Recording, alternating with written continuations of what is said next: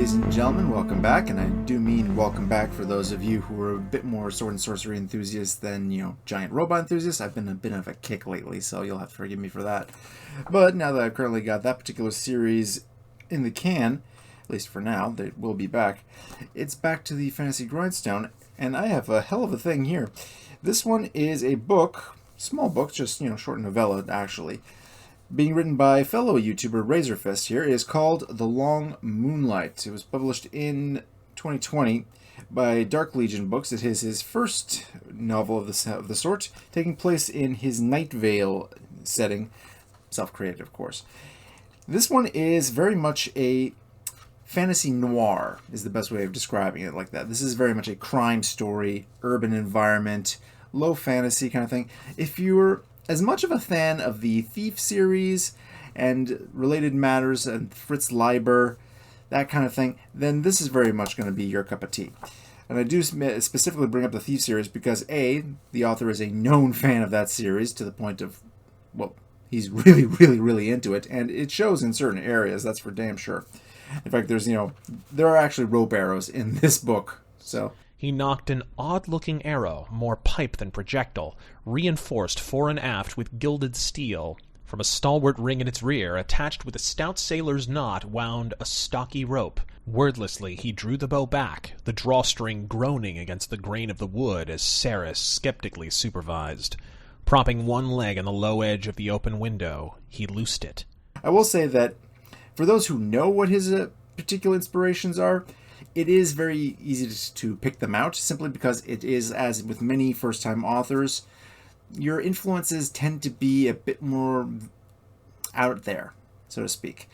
Basically, it takes usually a couple of books in before a person's individual style really gels and starts forming. So when you first start out, typically you'll see a lot of those kinds of things kind of not necessarily coming together exactly to the point where you can't see the seams. It's not a negative per se, especially if you happen to like those inspirations, but it is, a criticism that can be made. The other one that I would possibly make is that, now I'm a known person I'm known to enjoy the purple prose quite a bit. I'm a fan of Lovecraft, and especially Clark Ashton Smith, as I've, mentioned previously, and, demonstrated when I did that Halloween episode a while back. And this is very much in that style. It is, florid. And in fact, I almost say that this works better as an audiobook in certain ways. He did the audiobook version himself, doing his own narration. But at certain points, the choice of words is like, okay, we get it. You didn't have to go that hard, man. Although in this case, it's not necessarily a negative, just more of a pet peeve. I will say, though, in terms of the positives, the man is known for really appreciating the old-school pulp aesthetic in terms of, literature. In fact, one of his major inspirations is definitely this guy right here, as he's probably mentioned in his own videos on the subject. And you can tell that a lot of inspiration not only has gone from the story style, but also in the way that the book is actually set up. It's not only a short, so it's like 115 pages in this thing. You'll be able to get through this thing in an afternoon pretty quickly. But also, there's the illustrations that have been added to it that credited to a Miss Julianne Grip. Black and white, deep shadows, cross-hatching. Also illustrations of some of the main characters when they show up with their names, just like they did in the previous pulp books, like I have right here in this one. So, for instance, this kind of thing, where you'd actually have illustrations of the characters as they appear, which is always a nice little touch. This is very much a reintroduction of that style of publishing and that style of writing done in the 2020s, so it's very good. So, going to the actual story, that takes place in a fantasy kingdom known as Menuvia. This one is very much like the city in the Thieves series, or Lankmar in, Fritz Leiber's work, where it is very much a decadent pit of crime and corruption. If you're an innocent person living there, you're living, on borrowed time as far as your innocence is concerned. This is that.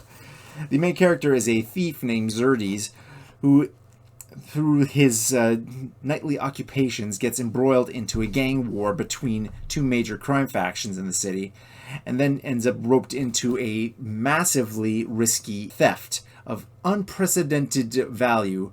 And of course, all the consequences and betrayals and backstabbing that goes along with it. This thing starts out very much as a ever-increasingly risky level of heists, and by the end third, it is just, well, it's very much, you see where the shadow influence went in there. It goes full-on vengeance there at that point. Xerxes is the kind of person, if you stab him in the back, he's going to make you pay for it big time. And he drops the whole snarky facade at that point and starts becoming just, well, I'm not going to spoil anything, but let's just say things go from bad to worse for everybody involved very quickly.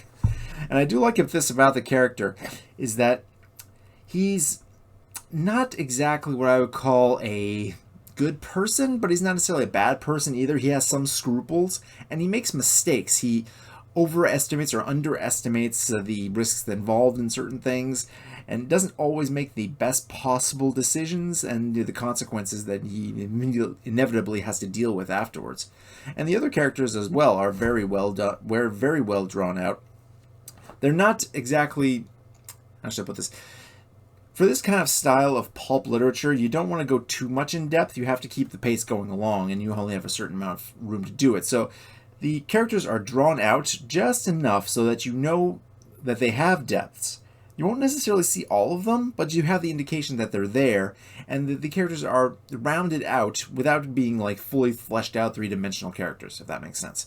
Which A, leaves room for growth in future books, of which the sequel to this one is currently in pre-order, Death Mask, which is incidentally going to be far more of a sword and sorcery tale than this one, which was more like, hard-boiled fantasy. That's a good way of actually putting it, which is...